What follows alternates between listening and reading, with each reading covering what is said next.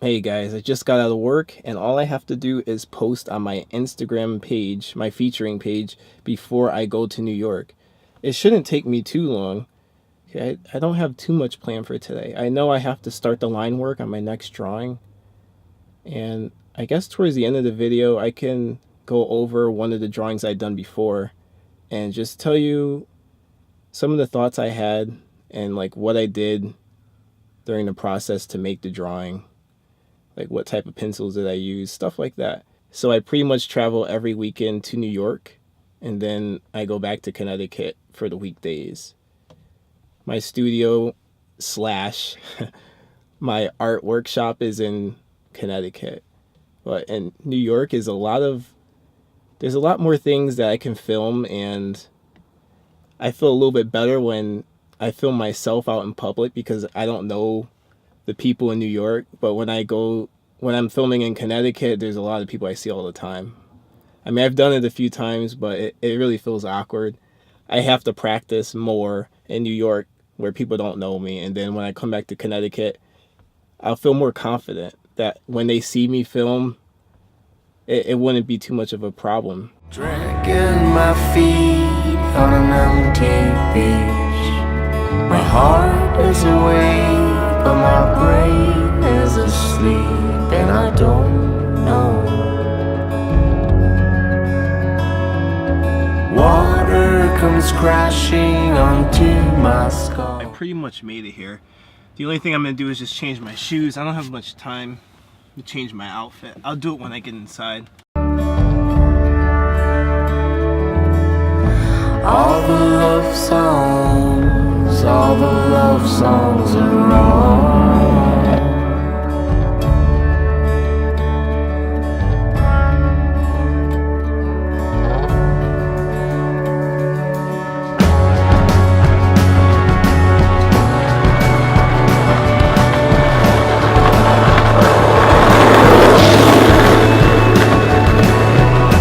This road is too long for you to wait.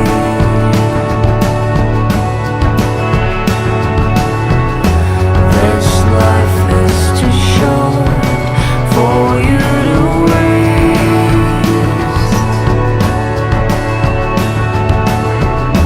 It's been the hardest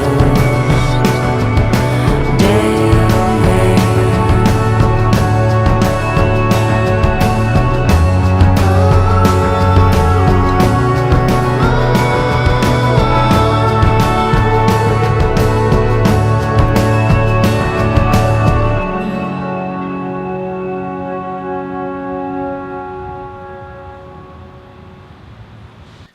Yes!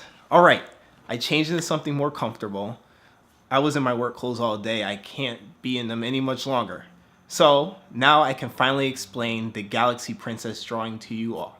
I know that you've been waiting for it for some time, and now finally I'm going to give you some tips, what I was thinking when I came up with the drawing, how the ideas came about, what materials I use, and everything else even more.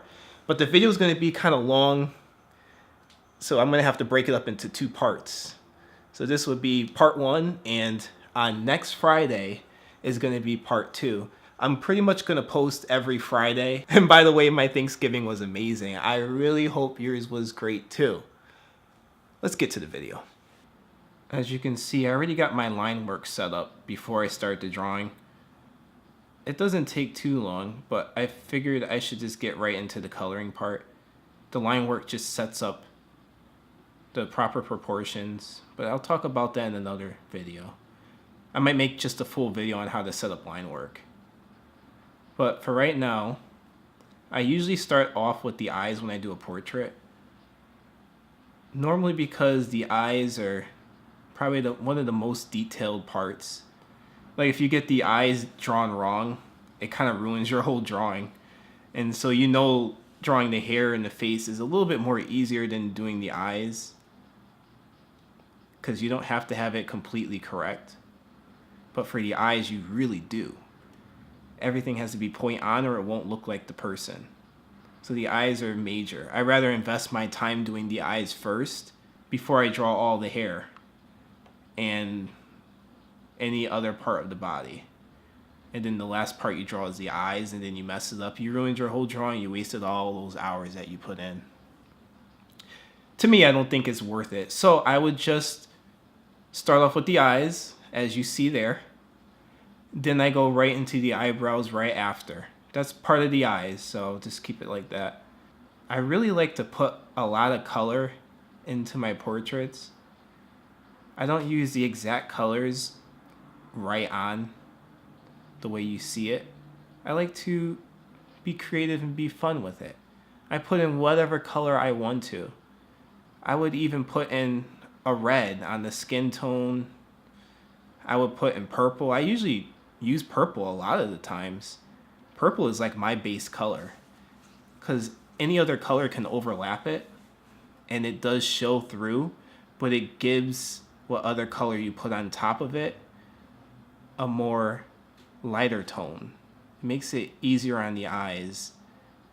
I love that rainbow effect. It makes my drawings less stressful, and it really is fun because you can throw in any color you want. Just do light layers on it and then build it up with even more light layers. It does take longer, but to me, I consider it more fun. Yeah, it took me a while to get the right skin tones, the colors that I wanted to use. I kept it consistent. Say I picked 20 different colors. I didn't throw in something other than those 20 colors. I just kept rotating them. That's pretty much why I have all those pencils in my hand at the same time. I like to keep them very close by. And there's other reasons why I hold those many pencils in my hand, but I'll save that for another time. I'll make just a separate video on that, because I think there's a lot to discuss about the techniques that I actually use with my hand while I draw my drawings. And with drawing the nose, I mean, it's already drawn, you know what I mean, coloring. I'm almost done coloring the nose, but I'll go back to that. I like to skip around when I draw. Mainly because of what colors I have in my hand. I feel so comfortable holding them. I don't feel like dropping some and then reloading for a different color. So I just move to another spot and use that color for each spot that I need it for. And then I drop it and then I pick up another pencil, or I just rotate it in my hand. That's the benefit of having those many pencils in your hand. I'll explain that, like I said, in another video. But yeah, you see how I put the blue on the chin and then I use the green? Like I said, it doesn't matter what colors you use. Always use something light. There are shadows on the face. I don't like to use black for the shadows or any variation of grays, because it kind of makes the image, or it makes where you put the shadows more flat. It makes it look like it doesn't pop out at you as much, but it still can, but not as much. I like to use the different colors instead. I know that using variations of purple, violet, all those purple variations are excellent for shadows. And try indigo blue too. That's probably one of the darkest shades you'll get, but it's not flat as black. But yeah, I'm touching up a little bit right before I get to the lips. I'll do a little under. I'm touching the darker spots first. So I got the purples to show the alignment. I got the purples to show the darker areas of the lip. Pretty much the outline, you know. Yeah, so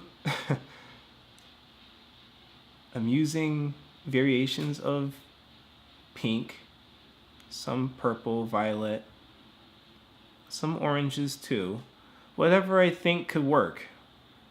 I'm not stressing about matching the colors to exact reference that I have, like I said before, as long as it's believable.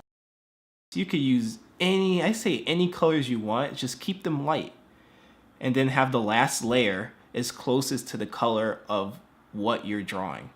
So for pretty much the last layer, I put different colors of pink on the lips. But always start off with, build it up with different colors for light. As you can see, I did for the chest there. See how many, I just use whatever color I wanted. And for the shoulder blades, I used a bright yellow. I'm not sure exactly which yellow it was, but it doesn't really matter which yellow. You can put any yellow that you want.